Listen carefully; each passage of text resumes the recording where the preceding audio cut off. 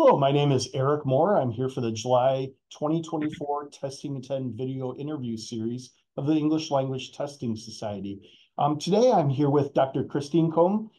Christine, welcome, and I'm so happy to have you. Christine was just elected as our president of the organization and is also a former president of the TESOL organization, among many other honors. Christine has a PhD in foreign and second language education from The Ohio State University. She is currently an associate professor of general studies at the Higher Colleges of Technology, Dubai Men's College. And Christine has published over 60 books in various topics in TESOL and English language testing. Some of her research interests include testing and assessment, teacher effectiveness, research methods in English language testing, leadership and management in ELT, as well as teacher professionalism. So I'm very honored to be able to speak with you and present this to everyone. Christine, thank you for being with me. Thank you for inviting me, Eric, and thanks to ITEP for sponsoring this session. And yes, this is sponsored by the ITEP organization. They have an English language test, and their results are typically available within 24 hours. Okay. And so the first question, Christine, as we jump into this, why do you think assessment literacy is so important for educators teaching English as an additional language, second language, foreign language? And how does it really impact their teaching and outcomes for their students? Well, there are many, many reasons why it's important, but I think first and foremost, research has proven that teachers spend as much as between 30 to 50% of their classroom time in engaging in either assessment or assessment-related activities. So I think just by virtue of the amount of time we spend doing assessments or some form of assessment, we really need to have assessment literacy. And strangely enough, although maybe it has improved nowadays, but back when I was in grad school, assessment was like one chapter in one methods book, basically. And it seems to me that we need more of assessment practice and knowledge because we're engaging in it every day. And I feel as well that especially at higher education levels, oftentimes TESOL teachers or EFL or ESL teachers, we're kind of like the first line of defense for many of our students who are coming into university right out of high school or right off of taking a TOEFL test. And I feel providing students with test-taking strategies and knowledge about how they will be assessed is really important for them. So we can't really do that unless we're assessment literate ourselves. Thank you. I found during my studies for a master's degree and with speaking, with others, that the professionals in our field are often, like you said, don't spend a lot of time in learning about testing and assessment. It's just sort of considered that we'll either know it or we'll learn it at some point. But I found during my professional time that was definitely not the case. You've written extensively on assessment literacy. Could you share some practical strategies or useful resources that teachers can use to improve their understanding and application of assessment principles? Sure. I've pretty much dedicated my entire career to learning about and consequently writing about assessment.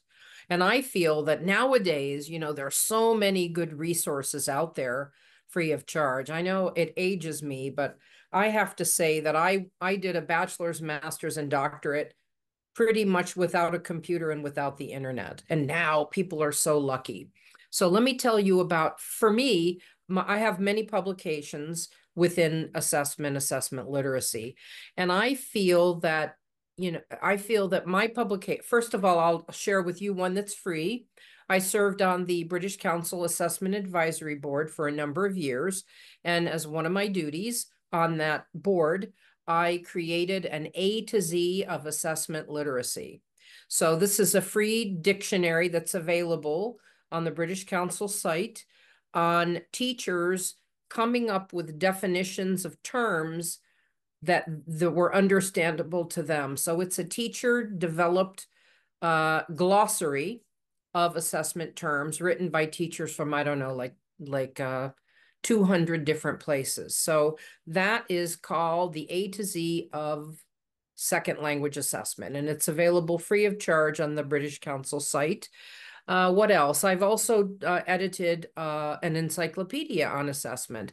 Unfortunately, that's not free of charge, but it's the TESOL the TESOL Wiley Encyclopedia of TESOL. 77 chapters, 5,000 pages. I'm the editor of the assessment and testing volume of that. All kinds of websites out there. I can personally recommend Glenn Fulcher's Resources in Language Testing website, which has videos, lots of different things. Dina Sagare, she was a speaker for our symposium. She's got, what's that called? TALE. I can't remember what that stands for, but it's something about assessment literacy, lots of things. So just Googling second language assessment literacy, you'll find a plethora of different resources. And, going back to basics as well, there's a lot of good textbooks out there that take you from the very beginning in your journey to language assessment. I recommend starting at the basics and building on your knowledge from there. Great. I used Dr. Fulcher's page, I believe, as a master student myself. It was very, very a lot of all sorts of areas. Yes, thank you. Great. Those are great resources. Drawing from your experience and your influence in the field, which is very strong, what advice would you give to educators who are eager to enhance their assessment practices in order to better support their language learners? Again, go for it, I say. It's really important that teachers develop their own literacy skills. Nowadays, I look at my own institution and we have a great professional development program, but a lot of what other institutions, what's the buzzwords now? AI, technology, that kind of thing. So I find that there's so much out there on this kind of thing, but very rarely do we go back to basics and brush up on our skills for other things, like assessment is one of those areas. So I think, you've got your institutional directed PD that you need to do, but you also can self-direct a lot of your professional development.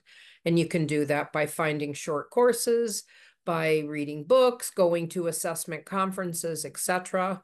Oftentimes an assessment conference, like LTRC, like ELTA, there are a lot of them.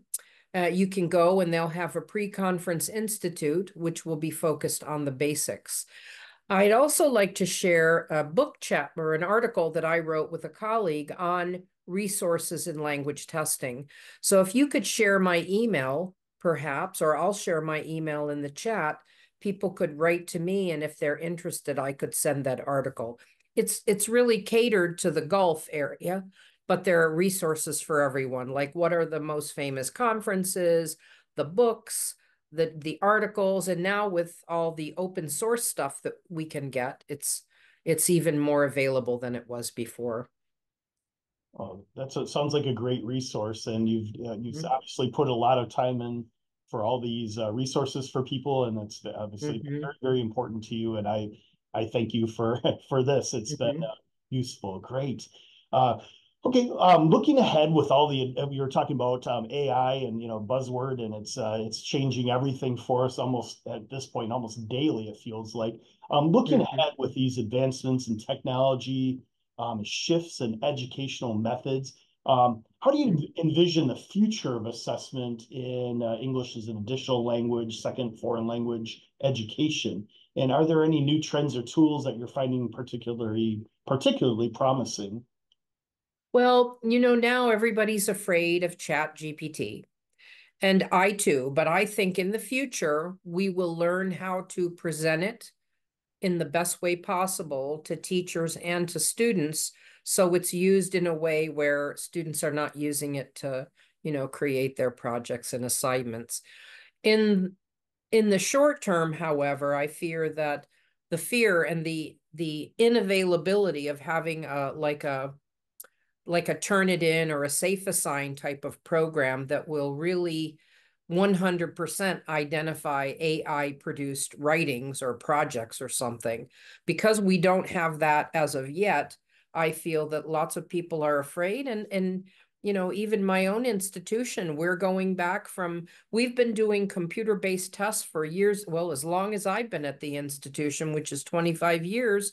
And because of, cheating and academic uh, dishonesty issues, we've gone back to paper-based exams. So just when I had thought I had killed my last tree as a TESOL professional, we're kind of going backwards in terms of doing that while at the same time trying to find a mechanism to prevent students from doing AI produced work and handing it in as their own.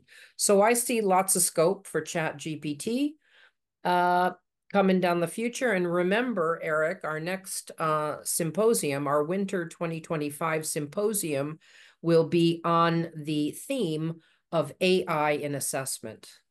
So I encourage viewers of this video to mark that date on your calendar. We haven't set a date yet, but it'll be towards the end of January. And of course, if you're a member of the association or if you're a follower of our social media pages, you'll have information about that closer to the event. Oh, thank you, Christine. I'd like to invite everyone to take a look at our webpage and look at all the information we have out there for anyone in our field or those looking to possibly be in our field. We have a directory of experts. We have a whole kind of encyclopedia of various tests that are out there, and lots of other information, including testing 10 videos, also some great webinars that are run on assessment as well by Dr. Michael Fields. So thank you again, Christine, for your time. Thank you to ITEP for sponsoring this Testing in 10 video, and looking forward to seeing everybody in the next month in the August video. Thank you so much again, Christine. Thank you, Eric. A pleasure.